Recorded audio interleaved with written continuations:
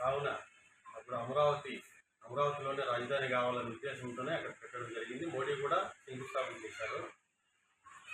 దాని తర్వాత అక్కడే ఉండి కొంచెం అభివృద్ధి కార్యక్రమాలు కానీ, ఒక రోడ్స్ కానీ, బిల్డింగ్స్ కానీ, హాస్పిటల్స్ కానీ, కంపెనీస్ కానీ కొన్ని కొద్దిగా కన్స్ట్రక్షన్ జరిగినాయి. 2019లో జగన్మోహన్ రెడ్డి రావడం జరిగింది. అదేవిధంగా 2019లో వచ్చిన తర్వాత అక్కడ ఇంటికి కూడా పెట్టడం లేదు. దాని తర్వాత 19లో వచ్చిన తర్వాత 3 రాజధానులు అని చెప్పేసిందే, గుంటూరులో ఒకటి, అమరావతిలో ఒకటి, విశాఖపట్నం ఒకటి, కర్నూలు ఒకటి పెట్టాలని ఉద్దేశంతో జనాల్ని కన్ఫ్యూజ్ చేశారు. ఎక్కడ కానీ ఇంటికి పెట్టింది లేదు, ఎక్కడ చేసింది లేదు. ఎక్కడ చూసినా కబ్జాలు చేసుకుంటూ పోతా ఉండడం 5 సంవత్సరాలు జరిగింది. 2024లో మళ్ళీ చంద్రబాబు నాయుడు సీఎం అయ్యారు. మోడీ వచ్చి అక్కడ మోడీ సహాయంతో ఇద్దరు కలిసి మళ్ళీ అమరావతి నిర్మించాలనే ఉద్దేశంతోనే మళ్ళీ అక్కడ ప్రమాణ స్వీకారం కానీ అవన్నీ జరగడం జరిగింది. ఇప్పుడు తర్వాత అమరావతి బాగా ఇప్పుడు ఇంప్రూవ్మెంట్ కావడం జరుగుతూ ఉంది. అదేవిధంగా ఏ పాలకులు వచ్చినా కూడా ఇదే విధంగా చేస్తే మంచిది. అదేవిధంగా సజ్జల రామకృష్ణారెడ్డి అనే అతను ఇప్పుడు మళ్ళా మేము అమరావతి చేస్తాము అనేది ఇందుకు ముందు ఎప్పుడు చెప్పలేదు. జగన్మోహన్ రెడ్డి సీఎంగా ఉన్నప్పుడు సజ్జలు ఉన్నాడు కదా అప్పట్లోనే, ఆ రోజు చెప్పట్లే. ఈరోజు ఎట్లా తిరిగి అమరావతి ఉంటుంది ఉద్దేశంతో ఇప్పుడు సజ్జలు డైవర్ట్ చేస్తున్నాడు జనాన్ని, అమరావతి పెడతాము అని. ఇంతకు ముందు ఎందుకు చెప్పలే? అదంతా కన్ఫ్యూజ్ రాజకీయము వైఎస్ఆర్ చేస్తాండేది. దానివల్ల ఇప్పుడు అమరావతి ఉంటుంది, 100% అమరావతి రాజధాని. మనకి ప్రజలందరూ అదే కోరుకుంటున్నారు. కంపెనీస్ కూడా చాలా క్యూ కడతాయి, అంత లెక్క మేము వస్తామని. కానీ దానికి కూడా భూములు అయితే తక్కువ రేటుకు లోకేష్ గారు దాన్ని అదే కంటిన్యూ చేస్తే బాగుంటుంది. అదే ఇంప్రూవ్ కావాలి అమరావతి. ఎందుకంటే సెంటర్ పాయింట్ ఉంది అమరావతి. అదే సెంటర్ పాయింట్లో ఎవరికి ఇబ్బంది లేదు. చూసి ఆ రోజు చంద్రబాబు నాయుడు పెట్టారు. అదే పెట్టిన దానివల్ల ఇప్పుడు మనకు అందరి అవసరాలకు కానీ ఒక కంపెనీస్ పెడితే ఉద్యోగాలు కాబట్టి అదే ఉండాలని మా కోరిక. బంగారపల్లి మండలం పేరుపల్లిగా పంచాయతీ వైస్ సర్పంచి. నా పేరు ఎక్కిరాజులు అలియాస్ కుట్టి. ఈరోజు 2024లో వైఎస్ జగన్మోహన్ రెడ్డి ఓడిపోవడానికి ముఖ్య కారణం వాలంటీర్ వ్యవస్థ.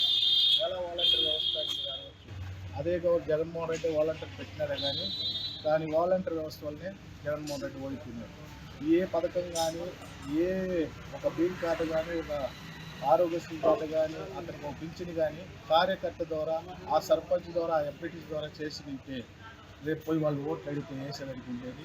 కానీ వాళ్ళు అలా చేయకుండా వాలంటీర్ ద్వారా ఒక సర్పంచ్కి వాల్యూ లేదు. ఆ క్లస్టర్లో ఒక పింఛన్ కావాలంటే ఆ క్లస్టర్ వాలంటీర్ సంతకం అడుగుతున్నారా కానీ సర్పంచ్ సంతకం అవసరం ఏది లేదు. దానివల్ల ఓటు అడిగితే నువ్వు నాకేం చేసినావని జనాలు రియాక్షన్ లేదు. కానీ మీకు ఈ పథకం వచ్చింది కానీ ఇంటికి పింఛన్ది ఇచ్చినాం కదా, ఈ పథకం అంటే నువ్వేమీ లేదు, నాకు ఎలిజిబుల్ ఉండింది, గవర్నమెంట్ ఇచ్చింది, నువ్వేం తిరిగి నాకేం చేయలేదు అనే దానివల్లనే ఈరోజు మనకు ఓట్లు పడకుండా జగన్మోహన్ రెడ్డి గారు ఓడిపోయినాడు. కానీ రాబోయే కాలంలో జగన్మోహన్ రెడ్డి దీన్ని చేంజ్ చేసుకొని వాలంటీర్ వ్యవస్థ లేకుండా చూసి కార్యకర్తకు వాల్యూ ఇస్తేనే పార్టీ కింద స్థాయి నుంచి బలంగా నిలబడి పార్టీ 2029లో విజయం సాధిస్తుందని నా మనస్ఫూర్తిగా కోరుకుంటున్నాను. గౌరవనీయులైనటువంటి మన పత్రికా మీడియా ఛానల్స్ వాళ్ళు కానీ పత్రికా విలేకరులకు అందరికీ నా నమస్కారాలు. ముఖ్యంగా ఈరోజు నా పేరు సురేంద్ర, బీసీసీఎల్ వైఎస్ఆర్సీపీ పార్టీ ప్రధాన కార్యదర్శి, జిల్లా బీసీసీఎల్ సురేంద్ర. ముఖ్యంగా మన వైఎస్ జగన్మోహన్ రెడ్డి గారు మాజీ సీఎం గారు గౌరవనీయులైనటువంటి ఈరోజు మన పార్టీ రాష్ట్రంలో ఈ 13 జిల్లాల్లో పార్టీ బలోపేతానికి కృషి చేయాలంటే ప్రతి కార్యకర్తను గ్రామ స్థాయి నుంచి మండల స్థాయిలో, జిల్లా స్థాయిలో ప్రతి ఒక్కరిని బలోపేతం చేసి వారికి అండదండలుగా మన కార్యకర్తలు, నాయకులు అండదండలుగా ఉండి పార్టీకి వెళ్ళవెళ్ళ సేవ చేసే వాళ్ళని కంపల్సరీ గుర్తించి పార్టీని ముందుకు తీసుకుపోవాలంటే ఖచ్చితంగా కార్యకర్త అనేవాడు ఒక సైనికుల్లాగా పనిచేస్తాడు. అటువంటి సైనికుల్ని విస్మరించిన దానివలన ఈరోజు మన పార్టీ 1924లో దెబ్బతింది. 2024లో దెబ్బతిన దానివల్ల కంపల్సరీ దాని అంతా కూడా మన మాజీ సీఎం గారు కానీ, మన పెద్దిరెడ్డి రామచంద్రరెడ్డి గారు కానీ, మంత్రివర్యులు, జిల్లా నాయకులు, మండల నాయకులు, గ్రామ స్థాయి నాయకులు అంతా కూడా ప్రతి ఒక్కరు కూడా శ్రమించి కష్టపడి కంపల్సరీ కార్యకర్తకంటూ ఒక బాధ్యత భరోసా ఇచ్చి వాళ్ళని ముందుకు తీసుకెళ్తే కంపల్సరీ మనకి విజయం. 2029లో లాస్ట్ టర్మ్ చేసిన పొరపాట్లు కొంచెం మన వాలంటరీ వ్యవస్థ కొద్దిగా వాళ్ళు ఏది కూడా కానీ ఇచ్చిన గవర్నమెంట్ ఏదైతే ప్రతిపాదించగలుగుతాదో అవిటి వరకే ప్రజలకు చెరువులు చేరుస్తారు. కానీ బూత్ స్థాయి నుంచి గ్రామ స్థాయి వరకు కష్టపడేది ఒక కార్యకర్త. ఓటు వేయించాలన్నా, తొడుకొని పోయి ఓటర్ని బలోపేతం చేయాలన్నా, వాళ్ళని మన వైపు తిప్పుకోవాలన్నా కార్యకర్త లేనిదే ఈరోజు ఏ పార్టీ మనుగడ సాగలేదు. కాబట్టి కార్యకర్తల్ని దృష్టిలో పెట్టుకొని మన గౌరవనీయులు మాజీ ముఖ్యమంత్రి వర్యులు శ్రీ వైఎస్ జగన్మోహన్ రెడ్డి గారు వాళ్ళ పట్ల ప్రత్యేకమైన అభిప్రాయంతో వారికి ఎల్లవేళలా అండదండలుగా ఉండి నాయకులందరూ కూడా కానీ కష్టపడి ఖచ్చితంగా రాబోయే 2029 ఎన్నికలందు పార్టీ బలోపేతం చేసుకొని మరలా మన ఆంధ్రప్రదేశ్లో సీఎం వైఎస్ జగన్మోహన్ రెడ్డి గారు సీఎంగా చూడాలని అందరి ఆకాంక్ష. జగన్మోహన్ రెడ్డి ప్రభుత్వం 3 రాజధానుల విషయంలోన స్టాండ్ మార్చినట్లు అర్థమవుతుంది. ప్రధానంగా అంటే ప్రజలు చీ కొడితే తప్ప రాజకీయ నాయకులు ప్రజల అభిప్రాయాన్ని గౌరవించరా అని చెప్పేసి గౌరవించినట్లు ఉంది అని చెప్పేసి దీన్ని బట్టి అర్థమవుతుంది. ఇప్పటికైనా సరే జగన్మోహన్ రెడ్డి చెప్పినటువంటి అమరావతిని రాష్ట్ర రాజధాని కొనసాగించాలి. అలాగే కర్నూలు వాసులుగా లేదా ఒకప్పుడు రాజధాని కోల్పోయినటువంటి కర్నూలు ప్రాంతానికి మరి వాళ్ళు ఇచ్చిన మాట న్యాయ రాజధాని అని అనాల్సిన అవసరం లేదు. కానీ కర్నూలులో మాత్రం ఖచ్చితంగా హైకోర్టుని ఏర్పాటు చేయాలని చెప్పేసి మేము కోరుకుంటున్నాము. అట్లాగే వైజాగ్ని రాజధాని చేస్తాను, ఆర్థిక రాజధాని చేస్తానని చెప్పాడు. సెక్రటరియట్ కడతా అన్నాడు. నువ్వు సెక్రటరియట్ కడతావా లేదా అనేది మాకు సంబంధం లేదు. కానీ అక్కడ కూడా పారిశ్రామికంగా అభివృద్ధి చేయాలి. ఆ విధంగా 3 ప్రాంతాలని కూడా మొత్తం అభివృద్ధి అనేది వికేంద్రీకరణ జరగాలి. రాజధాని మాత్రం రాష్ట్రానికి ఒకటే ఉండాలని చెప్పేసి కోరుకుంటున్నాం. అప్పుడు కూడా యావత్ ప్రజల్లో ఎక్కువ మంది ఒకే రాజధాని ఉండాలని చెప్పేసి కోరుకున్నారు. అయితే ఆ రాజధాని అంశంలోన ఈరోజు జగన్మోహన్ రెడ్డి మాట మార్చడానికి ఎందుకని చెప్పేసి మాట్లాడినాడు అని చెప్పేసి కనుక పరిశీలిస్తే ఏమైనా వీళ్ళు ఇప్పటికే విశ్వగురువు ఉన్నటువంటి పైన ఉన్నటువంటి నరేంద్ర మోడీ ప్రభుత్వానికి ఆల్రెడీ ఖర్చు వేసుకొని సీట్లో కూర్చున్నటువంటి చంద్రబాబు నాయుడు లేదా పవన్ కళ్యాణ్ని పక్కకు తోసేసి అక్కడ వెళ్ళిన ఖర్చు వేయడానికి ఏమైనా వాళ్ళ భయంతోనే ఈ విధంగా మార్చాడేమో అని చెప్పేసి అనుకుంటున్నాం.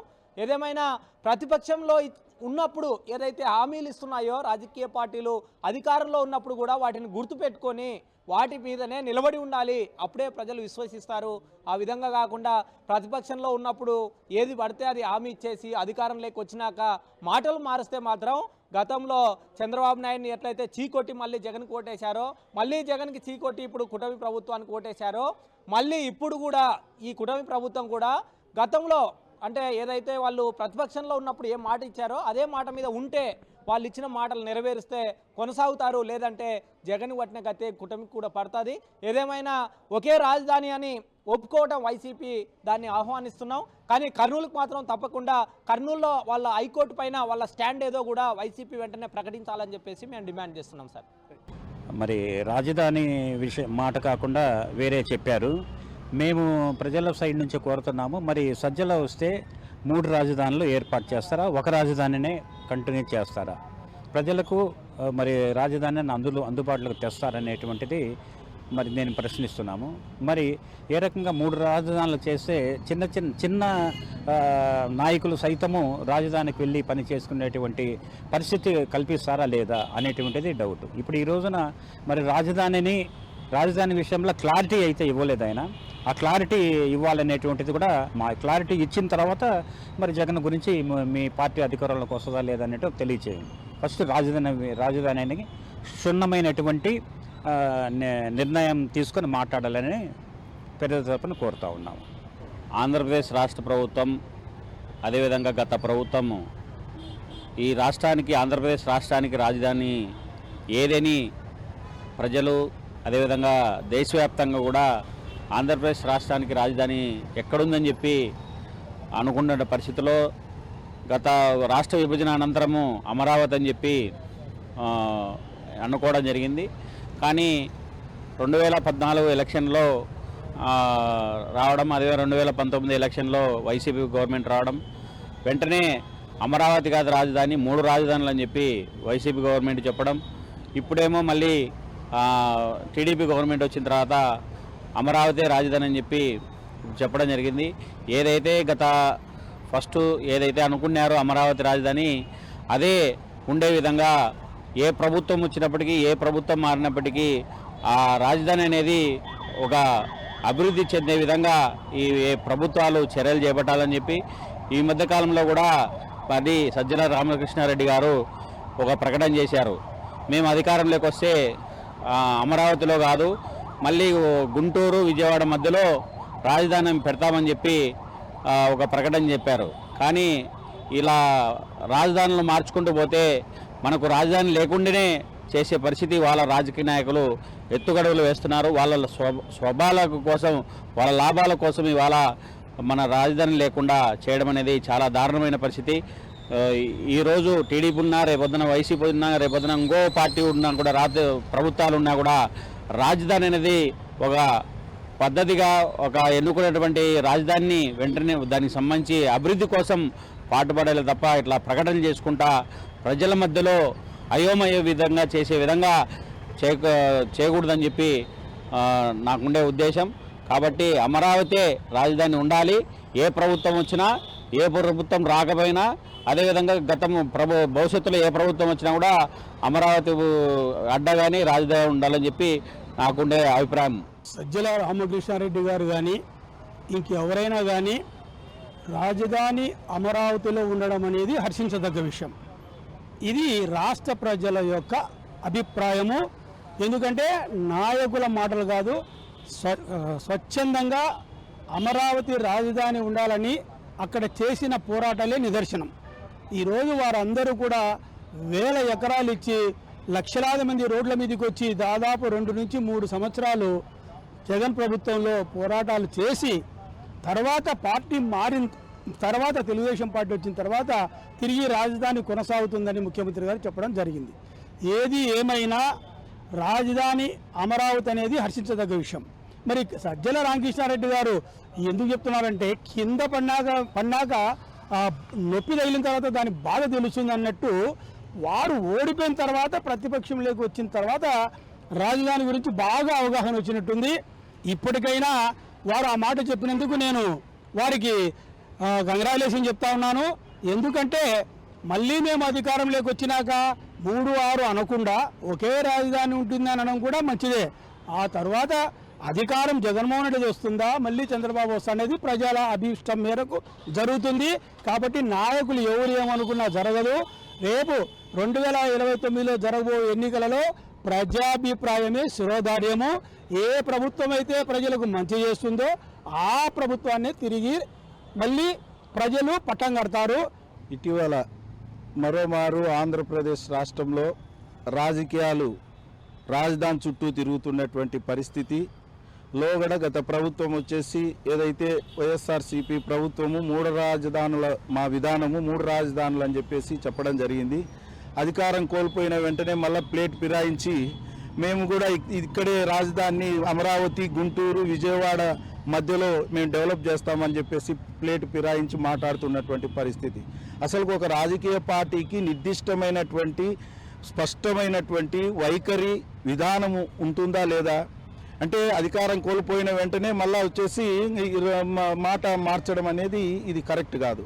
వాస్తవానికి కేంద్రము అప్పుడు శివరామకృష్ణన్ కమిటీ నియమించినటువంటి రాజధాని ఎంపిక కోసం శివరామకృష్ణన్ కమిటీ నియమించి ఆంధ్రప్రదేశ్లో ఎక్కడెక్కడ వైబిలిటీ ఉంది, పాజిబిలిటీ ఉంది, ఫీజిబిలిటీ ఉంది రాజధానికి అని చెప్పేసి పెద్ద ఎత్తున ఒక ఎక్సర్సైజ్ చేసింది. ఆ ఎక్సర్సైజ్లో భాగంగానే అప్పుడున్నటువంటి ప్రభుత్వానికి ఆ నివేదికను ఇచ్చి వాళ్ళ ఆప్షన్స్ ఇస్తారు. ఎప్పుడు కూడా పలానా చోట అని చెప్పేసి ఏ నిపుణుల కమిటీ కూడా ఏమి వాళ్ళను ఫోర్స్ చేయదన్నమాట. ఆ విధంగా వాళ్ళకు ఒక ఆప్షన్ ఇచ్చినారు. దోనకొండ అన్నారు, తర్వాత అమరావతి అన్నారు, తర్వాత అక్కడ నూజివీడ్ అన్నారు. ఇట్లా రకరకాలుగా ఆప్షన్స్ ఇచ్చినారు. వీళ్ళు వచ్చేసి కొన్ని ప్రయారిటీస్ పెట్టుకొని అక్కడ ఉన్నటువంటి ప్రభుత్వము ఏదైతే వేస్ట్ ల్యాండ్ చూసుకున్నారో అక్కడ పెట్టుకున్నారు. అప్పుడు ఆ నిర్ణయంలో వైసీపీ ప్రభుత్వం కూడా ప్రధాన ప్రతిపక్ష నాయకుడిగా ఉండి అప్పుడు ఆ నిర్ణయంలో భాగస్వామి అయినాడు. అమరావతికి జై కొట్టినాడు. కాదు 32,000 ఎకరాలే కాదు, ఇంకా ఎంతున్నా కూడా ప్రభుత్వ స్థలం తీసుకుందామని చెప్పినటువంటి పెద్ద మనిషి అధికారం వస్తానే ప్లేట్ ఫిరాయించి 3 రాజధానుల పేరుతోటి రాజకీయం చేసి అబాస్ పాలయ్యి ప్రజల్లో వచ్చేసి మొత్తం చీకొట్టించుకున్న తర్వాత అధికారం కోల్పోయిన తర్వాత ఇప్పుడు మళ్ళా వచ్చేసి రాజధాని మేము అమరావతిని లేదు గుంటూరు విజయవాడ అని మళ్ళీ వ్యూహాత్మకంగా మళ్ళీ ఈ రకంగా చెప్పడం అనేది ప్రజలన్నీ గమనిస్తున్నారండి.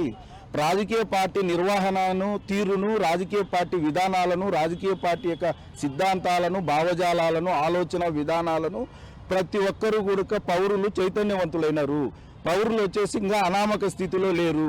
ఇవాళ సోషల్ మీడియా ప్రభావం అనుకోండి, ఇవాళ విప్లవాత్మకమైనటువంటి టెక్నాలజీ యుగంలో ఉన్నాం కాబట్టి ప్రతి ఒక్కరూ నూకన్ కార్నరు కుగ్రామంలో నుంచి కూడా రాజకీయ నాయకుల యొక్క కదలికలను, రాజకీయ నాయకుల వ్యవహార శైలిని, రాజకీయ నాయకుల భాషను, రాజకీయ నాయకుల యొక్క ప్లేటు ఫిరాయింపు చర్యలను నిశితంగా గమనిస్తూ ఉన్నారు.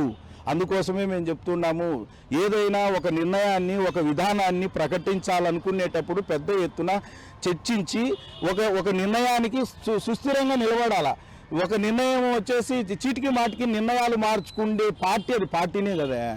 శాశ్వతంగా, నిత్య నూతనంగా, స్పష్టంగా, విస్పష్టంగా ఒక వైఖరి తీసుకుంటే ఆ వైఖరికి ఎన్ని కష్టాలు వచ్చినా నిలబడాలి. ఈరోజు పార్టీ అధికారం కోల్పోయింది కాబట్టి మా నిర్ణయాలను మేము మార్చుకుంటున్నామా అనడం కాదు.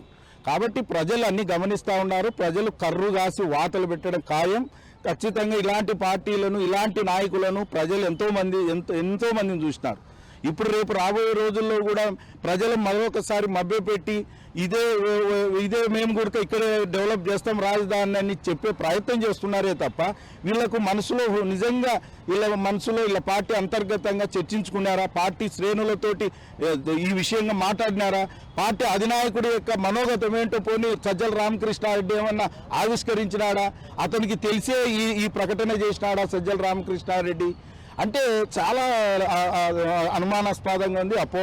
అపోహలు ఉన్నాయి. వీళ్ళ దగ్గర వచ్చేసి ఎటువంటి విధానపరమైనటువంటి నిర్ణయాలకు వీళ్ళ దగ్గర స్కోప్ లేదు, తావు లేదు. ఇది నన్ను అడిగితే కనుక ఇది రాజకీయ పార్టీ లెక్కన చూడాలనో లేదో నాకైతే తెలియదు. రాజకీయ పార్టీ అంటే దానికి ఒక సిద్ధాంతము, ఒక పునాది, ఒక సైద్ధాంతిక ఆలోచన, దానికి పెద్ద కథలు ఉంటాయి, ఒక విధానపరమైనటువంటి నిర్ణయాలు ఉంటాయి. అరే అమ్మ ఇదేం పార్టీనో ఇదేం కథనో ఏకంగా శాశ్వత అధ్యక్షుడిని వీళ్ళే ప్రకటిస్తారు. ప్రజాస్వామ్యంలో శాశ్వత అధ్యక్షుడు అనేవాడు ఉన్నాడు. వీళ్ళే శాశ్వత అధ్యక్షుని ప్రకటించి చప్పట్లు కొట్టి ప్లీనరీలో ఆహా ఓహో అంటారు. అంటే దీన్ని బట్టి ఎందుకు ఈ మాట్లాడాల్సి వస్తుందంటే వీళ్లకు నిర్దిష్టంగా స్పష్టంగా ఏ అంశం పైన కూడా సరైనటువంటి అవగాహన లేదు. రాజధాని అంశమే కాదు, అభివృద్ధి నమూనానే కాదు, లేదంటే పరిపాలన నమూనేనా కాదు. మేము మొదటి నుంచి చెప్పినాం, అరే భయ్ అభివృద్ధి వచ్చేసి వికేంద్రీకరణ జరగాల, పరిపాలన వచ్చేసి కేంద్రీకృతంగా ఉండాలి. అది ఎక్కడైనా కూడా అదొక మోడల్ నమూనా. ఎక్కడైనా అదొక వరల్డ్ ఫినామినా ఏంది, వరల్డ్ నమూనా ఏంది, ఆదర్శం ఏంటంటే కనుక పరిపాలన కేంద్రీకృతం అన్ని వ్యవస్థలు ఒక చోటు ఉండడం వల్ల పాలనా సౌలభ్యము సజావుగా సాగుతుంది. ఒకటి ఎగ్జిక్యూటివ్ క్యాపిటల్ ఏడో విశాఖలో పెట్టి న్యాయ క్యాపిటల్ ఇక్కడ పెట్టి లేదు శాసన క్యాపిటల్ మోసోట పెట్టడం అంటే ఇదంతా కూడా తారుమారు చేసి పాలనను కుంటుపడేటట్టు చేయడం, పాలనను వచ్చే సజావుగా వేగంగా పరిపాలనా నిర్ణయాలు తీసుకోవడం అనేది ఇలాంటి చర్యల వల్ల ఉండదు. వీళ్ళు అంటున్నారు కానీ ఏదో సౌత్ ఆఫ్రికా అది అన్ని ఫెయిల్యూర్ కాన్సెప్ట్స్ అండి. ఒకటే చెప్తున్నాం, ఇప్పటికైనా మేము చివరికి వీళ్ళకు ఒక సూచన చేస్తున్నా, ఇప్పటికైనా మీలో రాజధాని పైన మీ పార్టీ అన్ని స్థాయిల నాయకులతోటి చర్చించి ఒక స్టాండ్ తీసుకోండి. ఇప్పటికైనా మించిపోయింది లేదు. మీ నాయకుడికి తెలియకుండానే మీరు నిర్ణయం ప్రకటిస్తున్నారు. సర్వశాఖల మంత్రి, మాజీ మంత్రి ఈయన ఎప్పుడు ఏం మాట్లాడతాడో తెలియదు. కాబట్టి ఈ సందర్భంగా ఒకటే మనవి చేస్తున్నాం, ఇక్కడేదో ముగిసిపోయిన అధ్యాయం. రాజధాని అనేది జరుగుతుంది, శరవేగంగా జరుగుతుంది. ఈ లోపట్నే ఈ 2-3 ఏళ్ల లోపట్టే రాజధాని దాదాపు నాకు తెలిసి 90% అయిపోతుంది. ఒకవేళ తులమో పొలమో ఏదైనా ఒక 10% ఉంటే గనక అది మళ్ళీ ఈ ప్రభుత్వం వస్తుందో లేకపోతే ఇంకొక ప్రభుత్వం వచ్చినా ఆ 10%, 15% మిగిలిపోయినది ఖచ్చితంగా ఎవడొచ్చినా నెరవేర్చాల్సిందే. దాన్ని ఇంకా తీసేసే పరిస్థితి ఉండదు, ప్రసక్తే ఉండదు. కాబట్టి చివరిగా ఒకటే మనవి చేస్తున్నాను, వీళ్ళు ముందు వచ్చేసి బ్రెయిన్ స్టార్మింగ్ చేసుకోవాలి, మేధో మదనం చేయాలి. వీళ్ళకు విధానపరమైనటువంటి నిర్ణయాలు ఏంటి, మామూలు నిర్ణయాలు ఏంటి అనేటివి వీళ్ళ దగ్గర స్పష్టత లేదు. కాబట్టి ఆ స్పష్టతను తెచ్చుకోమని ఈ సందర్భంగా నేను రాష్ట్రంలో గత ప్రభుత్వము కొన్ని నిర్ణయాలు తీసుకొని ప్రజా వ్యతిరేకమైనటువంటి నిర్ణయాలు తీసుకొని ఓడిపోవడం అనేటువంటిది జరిగింది. ప్రధానంగా మొదటనేమో తెలుగుదేశం ప్రభుత్వం ఉన్న సందర్భంగా ప్రతిపక్షంలో ఉన్నప్పుడు వైఎస్ జగన్మోహన్ రెడ్డి ఒకే రాజధాని ఉండాలని చెప్పేసి ఓటేసినటువంటి పరిస్థితి. దాన్ని కూడా ఆయన అనుకూలంగా మొత్తం కూడా జగన్ పార్టీ వైఎస్ఆర్సీపీ పార్టీ అనుకూలంగా వ్యవహరించారు. కానీ ఎన్నికలలో గెలిచిన తర్వాత డబుల్ స్టాండర్డ్, అంటే ఎన్నికలు గెలిచిన తర్వాత మళ్ళీ 3 రాజధానులు విశాఖపట్నం, కర్నూలు, తర్వాత అమరావతిలో మూడు రాజధానులు పెట్టాలని చెప్పేసి ప్రతిపాదించడం అనేటువంటిది దీన్ని ప్రజలు జీర్ణించుకోలేదు. ఫలితంగా ఏమిటంటే మనకు రాజధాని లేని రాష్ట్రంగా ఉన్నటువంటి పరిస్థితి. అంటే అక్కడి నుంచి మనమేమో విడిపోయినటువంటి సందర్భంగా అమరావతి రాజధానిగా ఉండాలని చెప్పేసి, ఒకే రాజధానిగా ఉండాలని చెప్పేసి ఆ రాజధానిని మనం నిర్మాణం చేసుకోవాలని చెప్పేసి భావించడం జరిగింది. దానికి అనుగుణంగానే మనం ఒకే రాజధానికి కట్టుబడి ఉన్నాం. ఆ రకంగా అనేక పార్టీలు కూడా, ప్రతిపక్ష పార్టీలు కూడా, అదేవిధంగా విద్యావేత్తలు కానీ లేకుంటే మేధావులు కానీ వాళ్ళందరూ కూడా ఒక రాజధానినే ఉండాలని చెప్పేసి భావించారు. చంద్రబాబు నాయుడు గారు ఇక్కడ అనుభవం కలిగినటువంటి వాడు అని చెప్పేసి మొదట అనేక ప్రజా వ్యతిరేకమైన నిర్ణయాలు తీసుకున్నప్పటికీ కరెంటు ఛార్జీలు పెంచి ధరలు పెంచిన సందర్భంగా అయినా ఈయన సీనియర్ నాయకుడు, అందులో అధికారంలోకి వస్తే కనుక ఈ రాష్ట్రాన్ని బాగు చేస్తాడని చెప్పేసి భావించి ఆ రకంగా ఓట్లు వేసి గెలిపించడం జరిగింది. కానీ అధికారంలోకి వచ్చిన తర్వాత ఆయన ఏమిటి అమరావతి రాజధాని కరెక్టే, కానీ అమరావతి రాజధాని కానీ ఎట్లా కట్టాలా అంటే మన దగ్గర డబ్బులు ఉన్నాయనుకోండి, మనకు ఎంత డబ్బులు ఉన్నాయో, మన ఇంట్లో ఎంత డబ్బులు ఉన్నాయో దాన్ని బట్టి మనం కుటుంబం చూసుకునేటువంటి పరిస్థితి, మన సరుకులు కానీ కొనుగోలు చేయడం కానీ అట్లాంటిది ఉంటుంది. అట్లాగే మన రాజధాని నిర్మించాలని చెప్పేసి అంటే ఆయన సింగపూర్ లాగా అంటాడు, ఇంకోలాగా అని చెప్పేసి చెప్తాడు. అదే ప్రపంచాన్ని తలపించే విధంగా నేను రాజధాని నిర్మిస్తానని చెప్పేసి చెప్పినాడు. ఫలితంగా ఏమిటంటే ఇక్కడ ఉండేటువంటి ఉత్తరాంధ్ర కానీ రాయలసీమ కానీ ఎడారైపోయినటువంటి పరిస్థితి, దానికి నిధులు తీసుకురాలేనటువంటి పరిస్థితి. ఫలితంగా రైతులలో కానీ లేకుంటే కూలీలలో కానీ సామాన్య ప్రజలలో కానీ కార్మికుల్లో కానీ మొత్తం ఒక మాటలో చెప్పాలంటే ప్రజలందరూ కూడా వ్యతిరేకించినటువంటి పరిస్థితి. ఓడించేసేసి జగన్మోహన్ రెడ్డి ఇతనిపైన కొంచెం ఆశలు, యువకుడు కదా, ఏదో వైఎస్ రాజశేఖర రెడ్డి చేసినట్టు చేస్తాడని చెప్పేసి ప్రాజెక్టులు నిర్మిస్తారని ఆశతోనే ఓట్లు వేసినారు. పాపం ప్రజలదేమీ తప్పేం కాదు. కానీ జగన్మోహన్ రెడ్డి వచ్చిన తర్వాత ఏమిటి, ఇక ఇదే పాటనే మళ్ళా చంద్రబాబు నాయుడు అట్లా చేశా. ఇప్పుడు జగన్మోహన్ రెడ్డి అధికారంలోకి వచ్చిన తర్వాత మళ్ళీ 3 రాజధానులు అని చెప్పేసి ఈరోజు ప్రజలలో గందరగోళమైనటువంటి మైండ్ గేమ్ ఆడినటువంటి పరిస్థితి ఉంది. కాబట్టి చివరికి ఏమిటంటే మనకు రాజధాని లేనటువంటి రాష్ట్రంగా మిగిలిచ్చినటువంటి పరిస్థితి. అట్లాగే ఈరోజు మొత్తం కూడా అంటే అక్కడ విశాఖపట్నంలో ఒక ప్యాలెస్, రకరకాలుగా అంటే ఈ మొత్తం ప్రజాధనం అంతా కూడా దుర్వినియోగం చేసినటువంటి పరిస్థితి వైఎస్ జగన్మోహన్ రెడ్డి. మళ్ళీ చంద్రబాబు నాయుడు ఏ వైఖరి అయితే అవలంబించినాడో అదే వైఖరే రాయలసీమ పట్ల కానీ లేకుంటే ఉత్తరాంధ్ర పట్ల కానీ మొత్తం అమరావతిలో కానీ ఈరోజు మొత్తం కూడా వైఎస్ జగన్మోహన్ రెడ్డి ఉన్నప్పుడు మొత్తం కంప చెట్లు, పారం చెట్లు మొలిసిపోయి ఆ రకంగా రాజధాని లేనటువంటి పరిస్థితి ఉన్నటువంటిది. దాన్ని ప్రజలు జీర్ణించుకోలేక జగన్మోహన్ రెడ్డిని ఓడించినటువంటి పరిస్థితి. ఇప్పుడు చంద్రబాబు నాయుడు మళ్ళా అధికారంలోకి వచ్చినాడు, ఒకే రాజధాని అని చెప్పేసి చెప్తారు. రాజధాని నిర్మాణం జరగాల్సిందే, కానీ అదే సందర్భంలో ఎందుకంటే రాజధాని అనేటువంటిది దాని చుట్టుపక్కలంతా కూడా అభివృద్ధి అవుతుంది అని చెప్పి వాస్తవమే.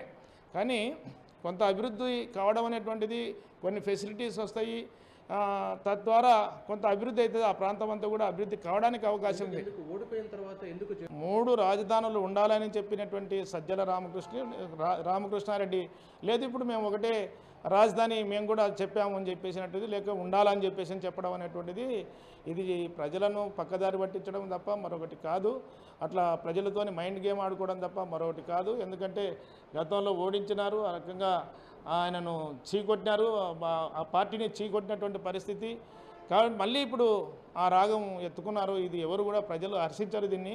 ఎందుకంటే చివరి వరకు కూడా ఎన్నికల వరకు కూడా ఈ మాట మాట్లాడినటువంటి పరిస్థితి చూసినాం మనం. కాబట్టి సజ్జల రామకృష్ణారెడ్డి మాట ఏదో ఆయన సవ్యంగా ఉందని చెప్పేసి లేదంటే సానుకూలంగా ఉందని చెప్పేసి ఎవరు కూడా భావించేటువంటి పరిస్థితి లేదు రాష్ట్రంలో.